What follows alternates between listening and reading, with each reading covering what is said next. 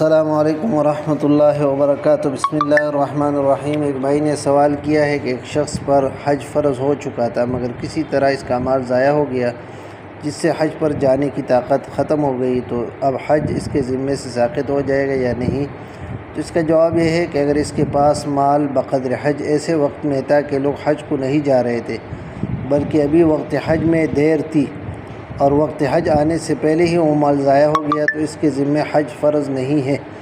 اگر زمانے حج میں مال تھا اور اس نے ارادہ کر لیا تھا مگر بغیر اس کے اختیار کے مال ضائع ہو گیا تب بھی اس کے ذمے حج فرض نہیں ہے۔ اگر اس نے خود اپنے اختیار سے ایسی جگہ خرچ کر دیا جہاں شریعت کی طرف سے خرچ کرنے کا امر نہیں تھا تو اس کے ذمے حج لازم ہو گیا ہے، لہذا اس کے ذمے لازم ہے کہ وہ حج ادا کر لے۔ واللہ تعالی عالم بالصواب۔